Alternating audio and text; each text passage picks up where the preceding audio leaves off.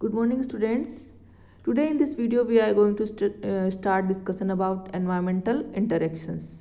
इससे पहले वाले वीडियो में हमने थोड़ा इकोलॉजी की बारे में चर्चा की और थोड़ा उसके हिस्ट्री के बारे में चर्चा की, और इस वीडियो में हम थोड़ा इंटरेक्शंस के बारे में चर्चा करेंगे।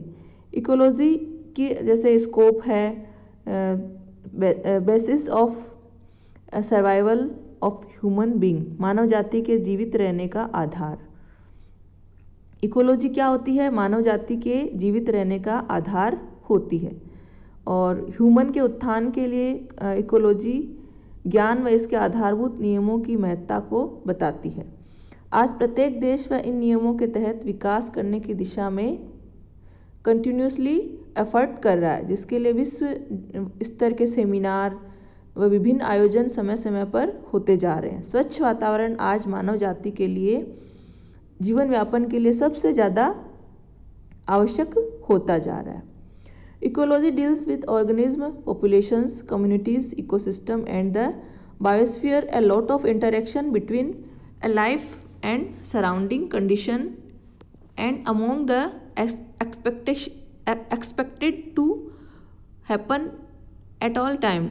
Several types of interactions may happen between an organism and its place of living, an organism and its neighbor, an organism and its own community, an organism and other communities, a group of organisms and an organism, and a community to a community.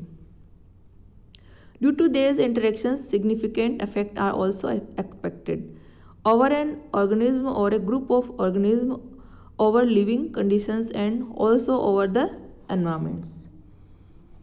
तो इस तरह से जो हमारा environment है हमें हमारे बीच में किस तरह से इंटरेक्शन रखता है, ये इसमें है कि लिविंग प्लेस ऑफ लिविंग, हमारे आसपास का वातावरण, हमारी कम्युनिटी और दूसरी कम्युनिटी, इन सभी के बीच में एनवायरनमेंट के अंदर इंटरेक्शंस होता है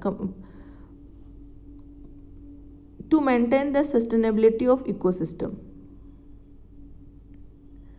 पारिस्थितिकी तंत्र की आत्मनिर्भरता को बनाए रखना, वातावरण व इसमें रहने वाले जीवों के पारस्परिक क्रियाओं के अध्ययन से बहुत सी जो जटिलताएं हैं, कॉम्प्लिकेशन जो होते हैं, को दूर किया जा सकता है।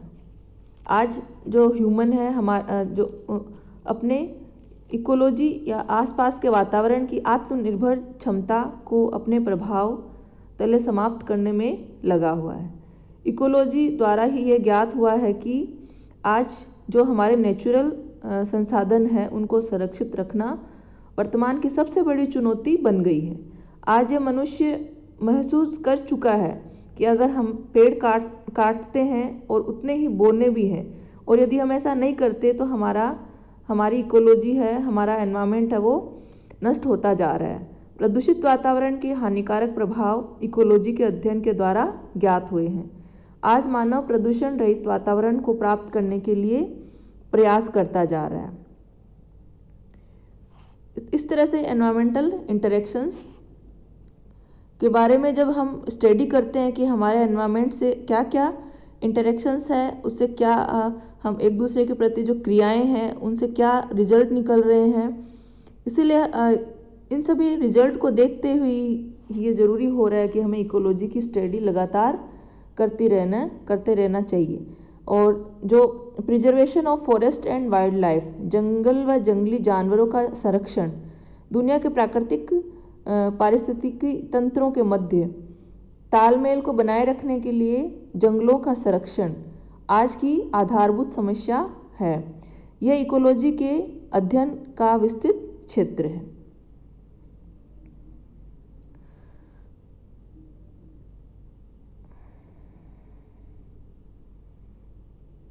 इकोलॉजी डील्स विथ, जिसमें हम पढ़ रहे थे डिफिनेशन एंड स्कोप के अंदर, the special distribution of abundance of organism, the temporal change in the occurrence, abundance and activities of organism, and the interrelation between organism, communities and population, the structural adaptation and functional adjustment of organism to the change in environment, the behavior of organism under natural environment, the productivity of organism, energy and other natural resource to mankind, and the development of interactive model for analytic और predictive purpose। तो ये सभी क्या है, ecology के scope है और इसकी जो डील्स है वो है कंजर्वेशन ऑफ नेचुरल रिसोर्स, प्राकृतिक संसाधनों का संरक्षण। हमारे आसपास में जितने भी प्राकृतिक संसाधन हैं, नेचुरल रिसोर्सेज हैं, उनको भी हमें बचाना बहुत ज़रूरी हो गया है। पारिस्थितिकी नियमों को लागू करने से ही मानव जाति के हित के लिए आवश्यक आधारभूत प्राकृतिक संसाधनों का संरक्षण, उनको कंजर्व किया जा सकता है। Study of pollutions present in environment, वातावरण में जो व्याप्त प्रदूषण का अध्ययन है ये भी बहुत ज़रूरी हो गया है। इसका अध्ययन भी हम इकोलॉजी के अंतर्गत करते हैं। पर्यावरणीय प्रदूषण का अध्ययन, इसके हानिकारक प्रभाव एवं इसे रोकने के लिए पारिस्थितिकी नियमों का पालन करना जैसे आवश्यक कदम इकोलॉजी क्षेत्र में ही उठाए जा रहे हैं। स्टडी ऑफ बायोलॉजिकल एडेप्टेशन, जीवों के अनुकूलन का अध्ययन। एक ही प्रजाति के सदस्य भिन्न भिन्न भौगोलिक देशों में वितरण के कारण भिन्न तरीके से वहाँ की जलवायु के अनुसार अनुकूलित हो जाते हैं। इनमें आकारकी में आनुवंशिक स्तर पर भिन्नता उत्पन्न होने से इकोटाइप्स उत्पन्न हो जाते हैं। जलवायु में पुनः परिवर्तन होने पर इकोटाइप्स या तो विलुप्त हो जाते हैं अथवा एक नई प्रजाति को जन्म देते हैं। अतः इकोलॉजिकल स्टडी के द्वारा हम जातियों के विकास के बारे में भी अध्ययन कर सकते हैं या अध्ययन कर रहे हैं। स्टडी ऑफ बायोलॉजिकल एडेप्टेशन, तो इस तरह से जीवों के अनुकूलन का अध्ययन किया जाता है। और आनुवंशिक पदार्थों का संरक्षण, प्रिजर्वेशन ऑफ जेनेटिक मटेरियल, पारिस्थितिक अध्ययन द्वारा हम समुदाय में उपस्थित जंगली जीवों में रेयर जेनेटिक मटेरियल को ज्ञात करके उनको कंजर्व कर सकते हैं। तो जब हम इकोलॉजी की स्टडी करते हैं तो उसके अंदर हम ये भी देखते हैं कि कौन सी जाति है वो रेयर है, और जो रेयर जातियां हैं उनके जो जेनेटिक मटेरियल है उनको हम कंजर्व करके उनको फ्यूचर के लिए सेफ कर सकते हैं। तो इसलिए हम इकोलॉजी की स्टडी करते हैं। इकोलॉजी की स्टडी में इस तरह से ये मेन कार्य किए जा रहे। अभियांत्रिकी का जो effect of engineering and environments, अभियांत्रिकी प्रकारों का पर्यावरण पर प्रभाव। जैसे डिफरेंट टाइप के बांध विकासी परियोजनाओं के तहत मकान कॉलोनी विकसित करना, सिंचाई, नगरीकरण, पर्यटन, सड़क निर्माण, उद्योगों का स्थायित्व करना, रेल पटरियां, गैस लाइनें, पेट्रोल सप्लाई, खनन इत्यादि अनेक अभियांत्रिक कार्य पर्यावरण पर हानिकारक प्रभाव डालते हैं, जिन्हें इकोलॉजिकल स्टडी के द्वारा ज्ञात करके उनके खिलाफ कदम उठाए जा सकते हैं। तो इस तरह से हम effect of engineering on environment, जो इंजीनियरिंग के कारण एनवायरनमेंट पे इफेक्ट हो रहे हैं उनको भी कम कर सकते हैं। सोशल फॉरेस्ट्री, इसके तहत मानव उपयोगी पादपों को ईंधन, खाद, भोजन प्राप्त करने के लिए उगाया जा रहा है, जिससे जितने पेड़ काटे जा रहे हैं उतने ही लगाए भी जा सके, जिससे जैव विविधता बनी रहे, जिससे बायोडाइवर्सिटी बनी रहे। वानिकी विकास एवं संरक्षण, development and conservation of forest, जंगलों की वनस्पति एवं औषधीय पादपों का संरक्षण आदि इकोलॉजी के नियमानुसार करते रहना। यानी जब जैसे हमें हमारा इकोलॉजी की हानि भी ना हो, हमारा इकोसिस्टम है उसका हानि भी ना हो और डेवलपमेंट के कार्य भी चलते रहे, इस तरह से हमें कंजर्वेशन ऑफ फॉरेस्ट का काम, डेवलपमेंट और कंजर्वेशन ऑफ फॉरेस्ट ये दोनों साथ में चलते रहने चाहिए।